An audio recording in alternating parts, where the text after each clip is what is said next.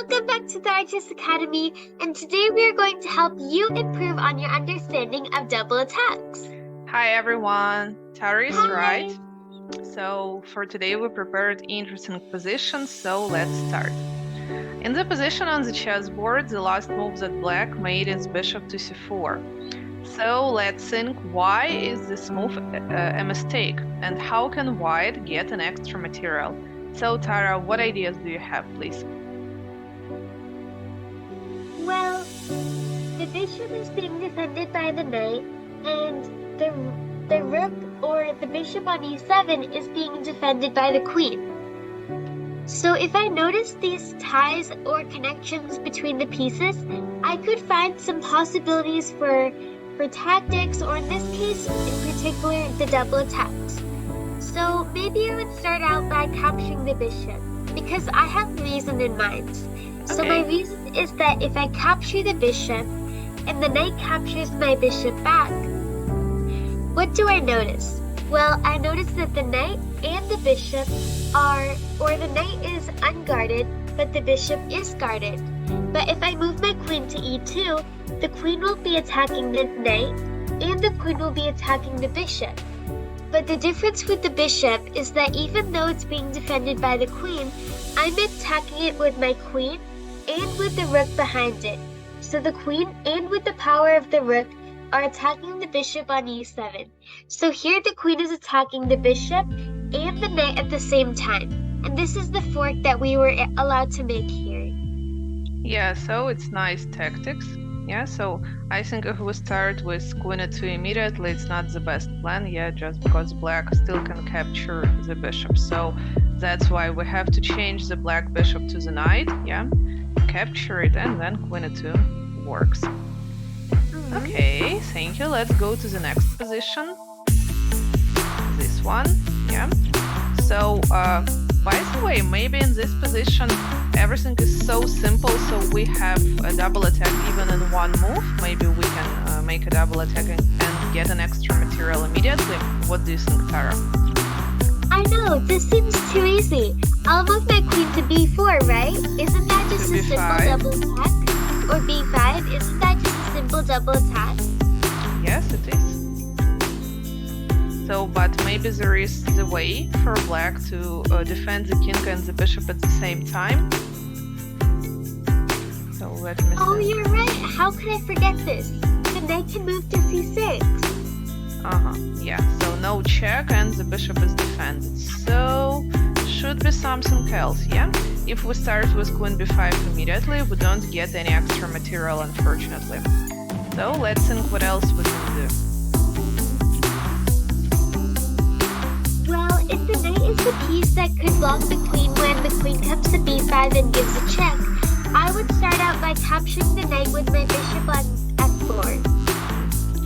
Yeah, so I think without this knight our plan gonna work. Of course black doesn't want to lose a piece, so rook takes, and then queen b5 is a double attack and we get an extra bishop. So yeah, good for us.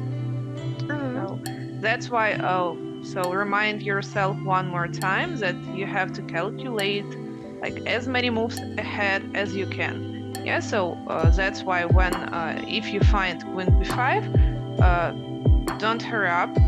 So think about this move, and the first question that you should ask to yourself, like, is it possible for my opponent to defend? And you will find knight c6, yeah? So that's why it's important to think about different candidate moves, yeah? Yes. Okay, so let's go to the next position. Yeah, so still white to move. I have a feeling that white can get an extra material. So Tara, please, what ideas do you have?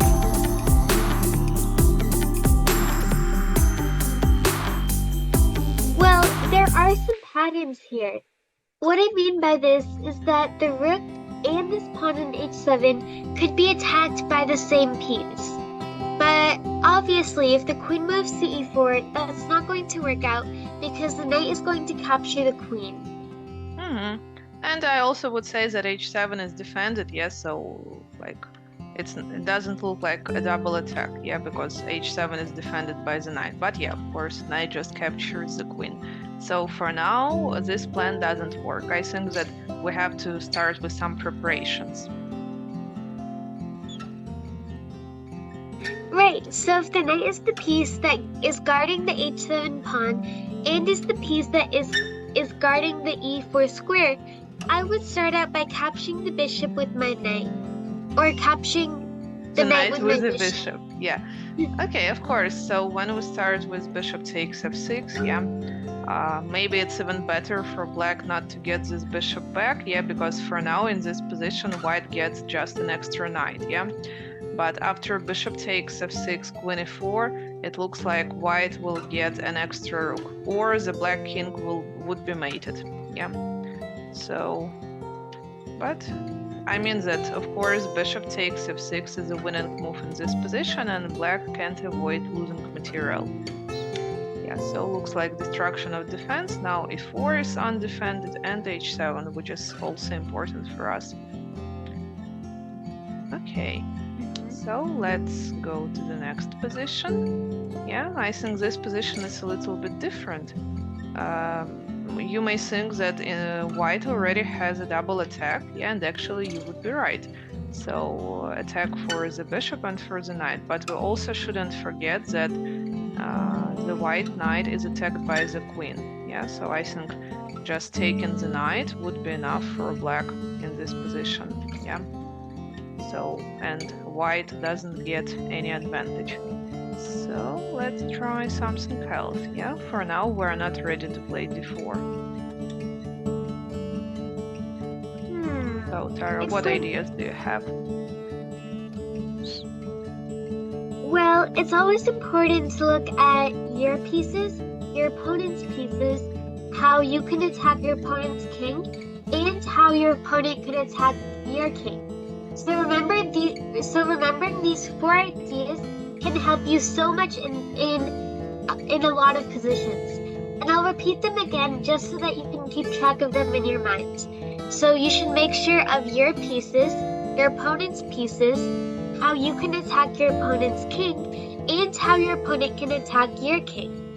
So if we look at the second step, or the first step, which is looking at your pieces, that means taking a look at all of the pieces that you have, noticing if any of them are being attacked, or noticing if you have to move those pieces away.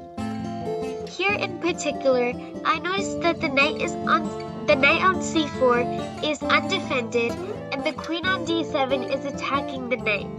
So I would start out by asking myself, is defending the knight really important, or are there some other ideas to execute? So if we start out by moving our pawn to d4, that you would be right, because you are making a double attack, but here the queen could capture the knight.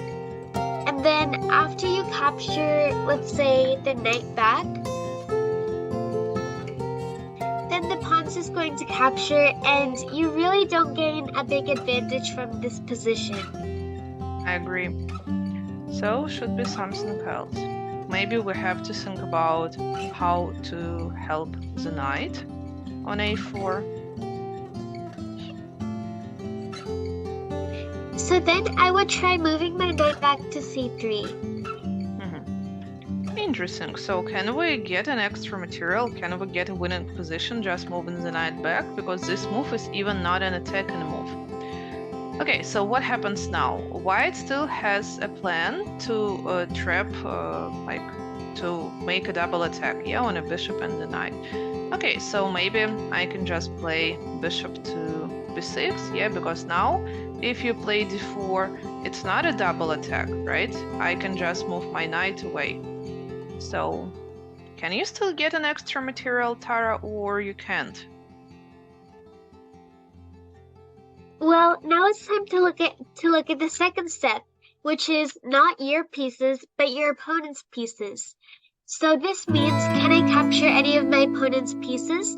Well, viewers at home, I want you to look at all of the black pieces and notice if you can capture them right away.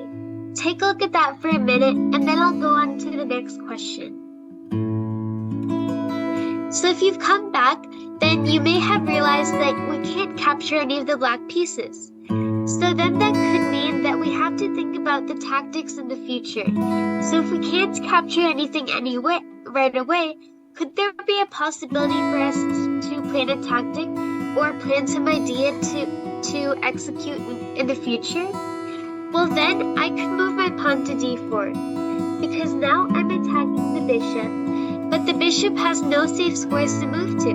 It cannot go behind, it cannot go on the back diagonal because of the queen, and it cannot go anywhere forward because each of the white pawns are controlling each of those squares.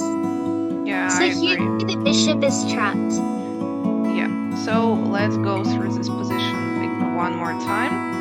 Knight goes from a4 to c3. Yeah, for black it's not possible to attack it with a pawn or to capture with a queen. Yeah, bishop b6, and then d4 is moved with tempo. Yeah, black just can't avoid d4 with tempo because there are two pieces here. Yeah, and you just have nothing to do. So d4, and no matter what, still one of your pieces would be attacked. Yeah, and then d5, the bishop is trapped. So a nice plan. So we started with a double attack, but finally we just trapped the bishop, so which is good for us. But before we close off for the end of today's video, if you don't mind, could you go like one or two moves back?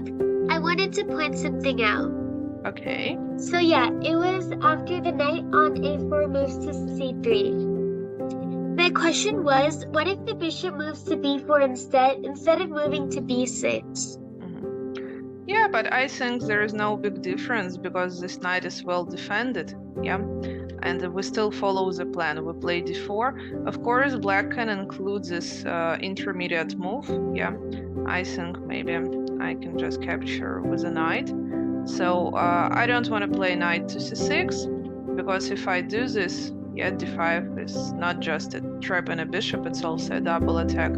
So probably this knight goes to c4 again, and d5. So you see, no matter where the black bishop moves, or maybe in this position, okay, let's try knight c6. I think there is still no difference. Yeah, no matter how black plays, it's not possible to avoid d5 with losing material. Right, it looks like I just miscalculated a little. What I had in mind is that after the bishop pins the knight, I was thinking that, so the bishop pins the knight, and after the pawn moves to d4, I had in mind that the bishop would capture the knight, and then we capture it back with our knight. I didn't realize that the pawn on d4 was attacking the knight. What I had in mind was that the queen could move to some random square, and then after the pawn moves to d5, the bishop would be able to move back to, let's say, d7 or even to c8. But I didn't realize that the knight on e5 is being attacked. So thank you for clearing that out and for clearing my confusions. And I hope you enjoyed this video, and if you did, please make sure to like, subscribe, and share this video to others. I'll see you on my next video. Bye!